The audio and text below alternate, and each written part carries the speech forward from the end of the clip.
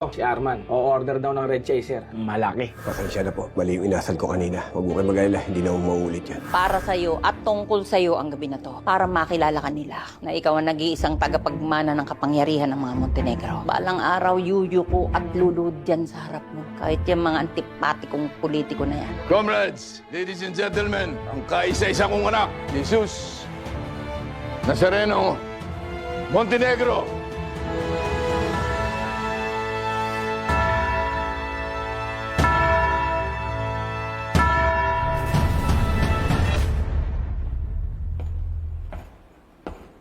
Andiyan na pala si Santina.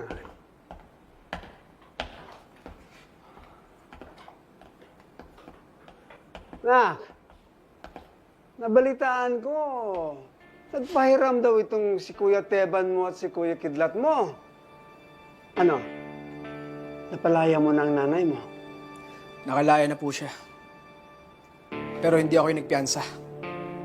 Kaya gusto ko po sana ibalik yung perang pinahiram sa akin ni Kuya Kidlat tsaka ni Kuya Teban. Oh, wag na, di ba? Ako na bahala sa mga kapatid mo, anak. Itabi mo na lang yan para sa mga gastusin ng nanay mo. Total, ikaw lang naman ang inaasahan niya, hindi ba? Opo. Salamat po, Angkong. Nga pala, Angkong Lucio. Nag-text yung kliyente natin, si Arman. O-order daw ng Red Chaser. 2 milyon. Hindi lang yan, ang Kong Lucio. Hinihintay ko na lang yung sagot sa akin ni Kiko kung ilan yung kukuhain sa atin. Bote. Sonia. Bigyan mo nga ng mga bagong damit ito mga bata ako. Ha? At ito ang unang transaksyon natin bilang isang grupo. Ako na pong bahala ang Kong Lucio. At, Santino, gusto ko ikaw na mamahala rito. Gusto ko malaman nila na may bago ng Red Phoenix. Opo, Kong Lucio. Ako na pong bahala. Sige na. Pisa na ninyo. Salamat po, Angkong. Sige. Tara.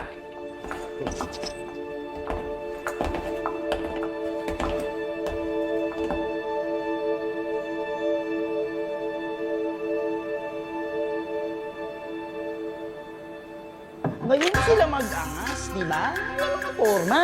Oh, Ayos, di ba? Ganda. Di ba? oh. Bossing na bossing, Santino ah. Bagay pala siya ganyan eh. Kaya na lang dapat lagi. Magkayos tayo. Sutin mo. Oh, ano meron dito? Sayo ba kayo, ha? May transaksyon tayo kay Arman. Mag-ayos ka na. Oh, si Arman lang pala eh. Ba't ako mag-aayos? Edwin, harap tayo sa kliyente. Kaya dapat ang namayos yung tsura natin. Eh bakit? Anong gagawin mo, ha? Magsusumbong ka kay Angkong Lucio, ha? Tama na yan. Ano naman, Edwin? Trabaho pa tayo, di ba? Sige, sige. Mag-aayos ako. Pero ito tandaan mo, Santino, ha? Kahit mag-astang leader ka, bubwit ka lang dito. Tandaan mo yan, ha? Wala. Huwag papansin niya.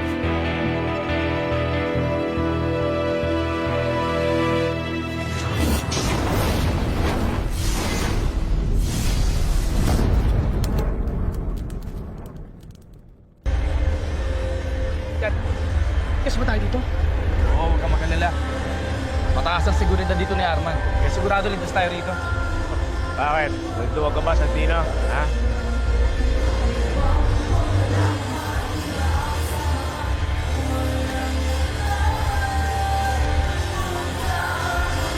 Teka, sino kayo? Yung pala oh. Kidlat! Buti nakarating kayo. Tara! Hindi tayo. Sige, papasokin nyo.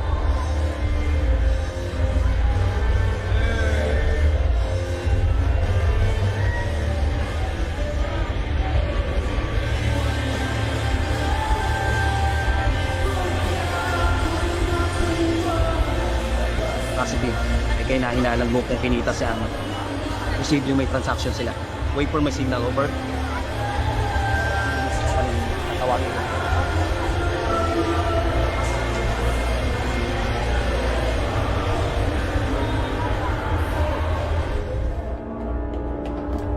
Arman, ganda na netong lugar mo, Oo naman. Dugo, pawis, saka good items at patayo na to. Baka talaga, Arman. Siya nga pala, si Santino. Bagong kanang kami ng grupo namin. May gatas pa sa labi yan ah. Tama ka dyan. May pakakainin bigas yan. Kaya ako na muna bahala sa transaction to, ah. Pag ito umarap sa inyo, baka mapahiya lang kami. Santino, manood ko sa diskarte ko, ah, para matuto ka. Sige, patunayan mo sa sarili mo. O, nasa na yung dala nyo? Na masubukan yun ng mga parokyano ko. Para sa Red Chaser, konti pa nga yung kinuha mo, ah. Susunod, damihan mo, ah. Gusto ng mga parokyano ko yung mga binibenta ko. Kung nagustuhan nila to, kuha pa ako ng marami. Gigo, pare, tingnan mo to.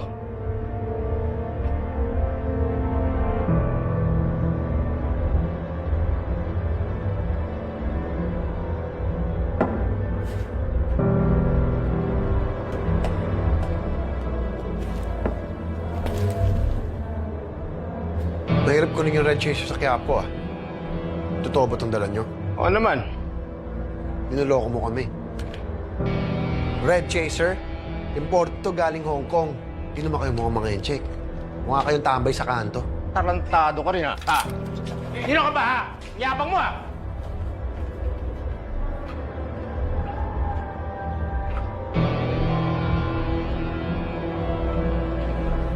Edwin, baba mo yung baril mo. Kumakailam dito, Santino! Pagsabihan mo tong bata mo, pati mga parokyano ko, pinapakailaman. Di na, alis na kami. Ganyan talaga kayo magnegosyo? Dahil may karapatan kami. O, nagbago na ang presyo. 5 milyon. 2 milyon ang usapan. Ano to, naglolokohan tayo? Edwin, anong ginagawa mo? Ganito magnegosyo, Santino. Hindi ka dapat nagpapaapak sa mga katulad ng mga to.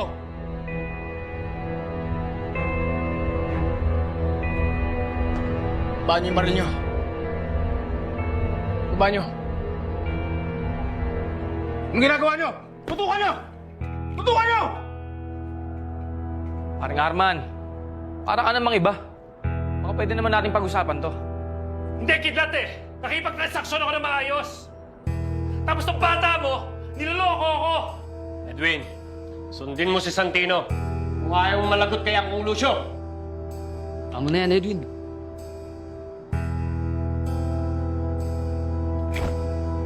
Marunong ka rin palang sumunod. O tandaan nyo ha, pinakayo ako yung binabastos ako sa teritoryo ko. Babaan yung baril nyo.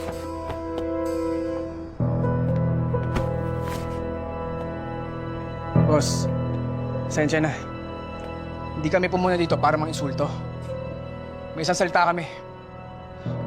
Doon tayo sa napag-usapan. 2 milyon.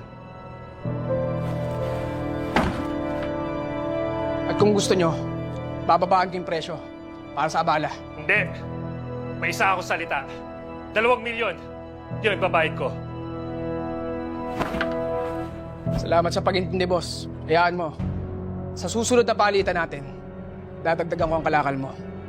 At ako na mismo ang haharap sa'yo. Para maiwasan natin ang problema.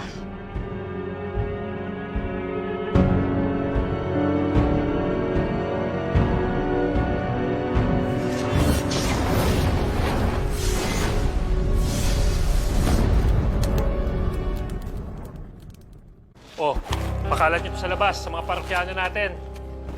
Tara. O, Santino, ito bayad nyo. Sa susunod, ayoko makitang pagmumukha ng kasama nyo. Salamat kayo. Kailang may ganong item. Kung hindi ako kukuha sa inyo. Sensya na ulit. Hayaan mo din na maulit. Sa susunod, babawi kami. Kung ganyan kadali kausap, walang problema. Sa ulitin, Santino. Sige. Edwin, usap tayo sa labas.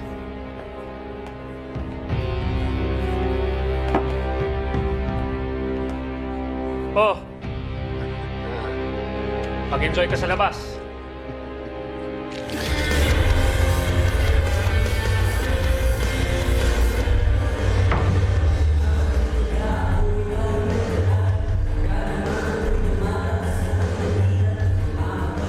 Edwin, pinaya mo yung grupo. Bakit mo pinatungan niya na pag-usapan? Santino, ang tawag doon, diskarte. Kung binigay natin ng 2 milyon, kung may ipagtawaran pa yun, diba? Dapat maging wise ka, Santino. Pero may napag-usapan tayo nila, Arman. Dahil sa pinaggagawa mo, masisira tayo sa mga kliyente. May magagawa ba sila? Sino lang ba may hawak ng Red Chaser dito sa Maynila, ha? Tayo lang, di ba? Pero kahit na, Edwin, munti na tayo mapalaban dahil sa pagbibita mo. Kakaumpisa pa nga lang ulit natin mag-20. Kaya kailangan natin ng mga katulad nila para mapalago yung negosyo. Tama naman, Edwin. Saka unang-una, si Santino naman talaga dapat kausap dun. Dahil sa yung kanang kamay. Hindi naman ikaw. Problema sa inyo yan eh. Nagpapaniwala kayo masyado sa Santino nyo. Ha? Huwag kayo na pag-usap doon. Malamang nagoyo ka. Nga tayo. Tama na yan. Sayang lang na ang oras natin kung magbabangayan kayo. Lalakarin pa tayo mamaya. Nag-text sa akin si Kiko. Kukuha rin ng Red Chaser. Sige, mamaya pa naman yan eh. Jojo, buha nga alak. Papalamig mo na ang ulo.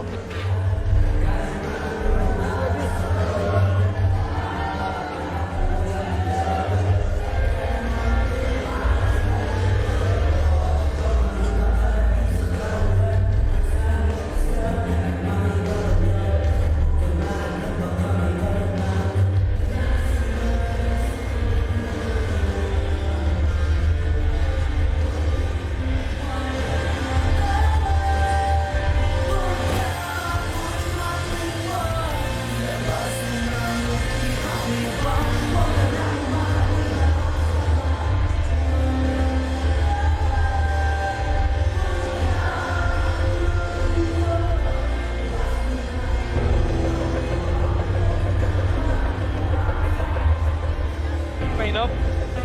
Hindi maganda yung kutob ko eh. Parang kanina pa may nagmamanman. Siya lang. Bagay mo muna.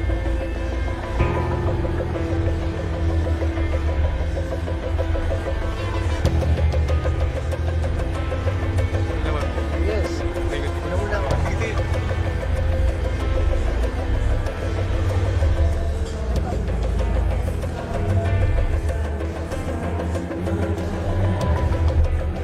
Siguraduhin ninyo hindi sila mawawala sa paningin nyo. Tatawagin ko na yung team.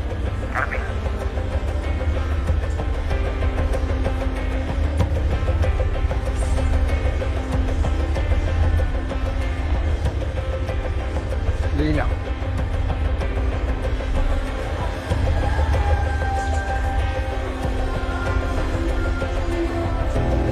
Attention all units. Kumpirmado. May transaksyon ng droga dito. Pasukin nyo na.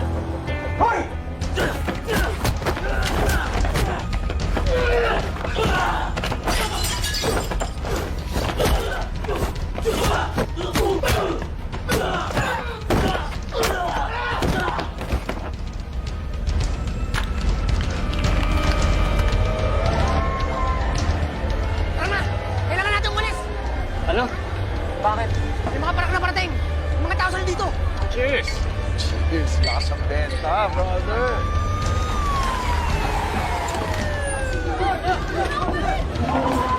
Ayun na! Arman Cruz! Saan ka man? Huli ka na!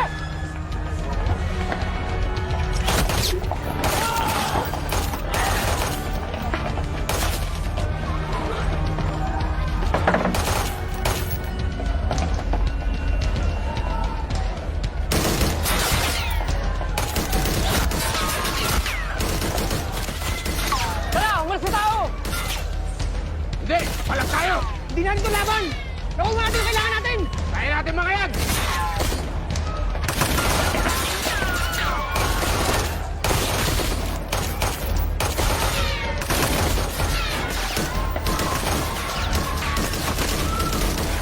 Makinig kayong lahat!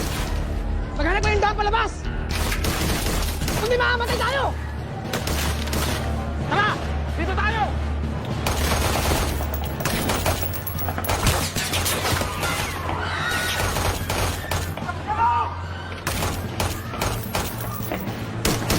Tara! Ito dito! Tara! Mabilis!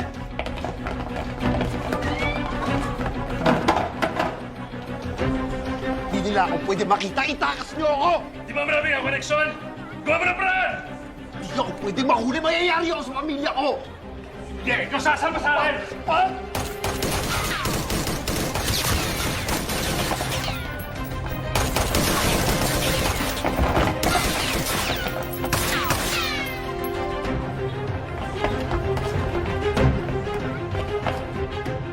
Tulungan niyo ako, please! Please, wala akong laban! Santino, kailangan na natin umalis.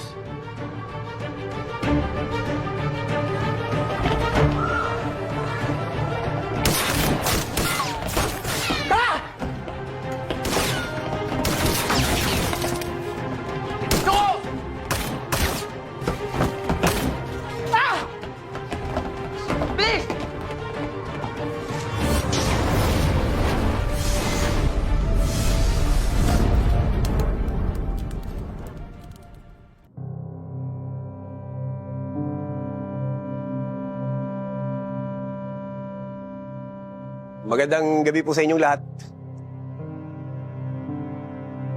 Gusto ko lang po sana humingi ng paumanin sa nangyari kanina.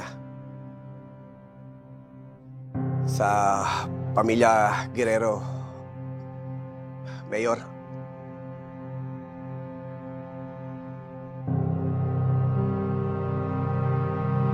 Kay Congressman Miguelito. Pasensya na po. Marahil hindi pa ho tayo kasi magkakilala kaya nagkaroon po tayo ng hindi pagkakaunawaan.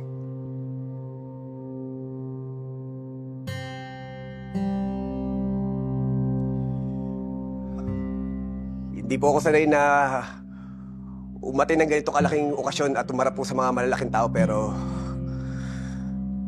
nandito po ako ngayon sa inyong harapan para ipakilala po ang aking sarili. Ako po si Jesus Nazareno Montenegro.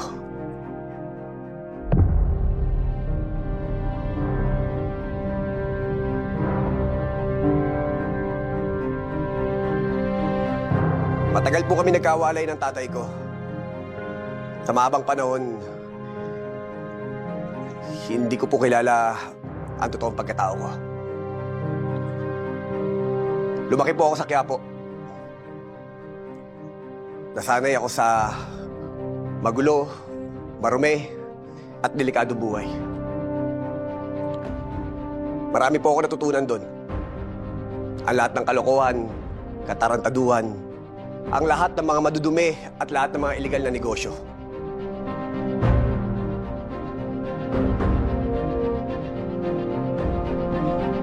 Habang lumalaki ako, nararamdaman ko sa aking sarili na merong kulang. Meron akong hinahanap na pagmamahal ng isang magulang, lalo na ng isang ama. Maraming pagkakataon, nakabanggaan ko ang tatay ko dahil hindi ko siya kilala. Dahil sa mahabang panahon, iba ang kinamulatan kong mga magulang. Siguro, inadya na rin ng Panginoon na mangyari lahat to sa buhay ko upang dumating ang tamang pagkakataon na makilala ko kung sino talaga ako. Ngayon, nabigyan ako ng pagkakataon na makilala ko kung sino ang totoo kong pamilya. Kaya masaya po akong umaharap sa inyong lahat. At gusto ko ipagbalaki sa inyo na ngayon ay napabilang na ako sa pamilya Montenegro. At nakilala ko na rin po ang aking tunay na ama na si Ramon Montenegro. Maraming salamat po at pinapangako ko sa inyong lahat na sa pagtutulungan ng aking pamilya, sisiguraduhin ko na mas mapapalaki pa natin ang lahat ng ating mga negosyo. Maraming salamat po.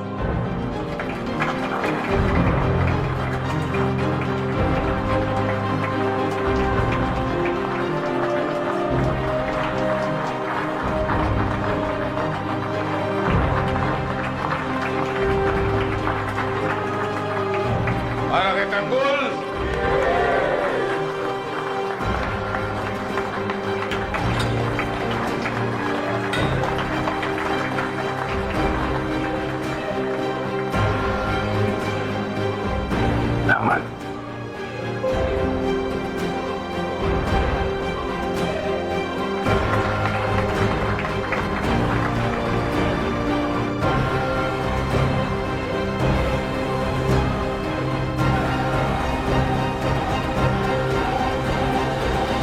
Magaling magsalita itong ako mo. Tiger, gusto kong ipakilala sa iyo ang mga Guerrero. Sila ang pumuprotekta sa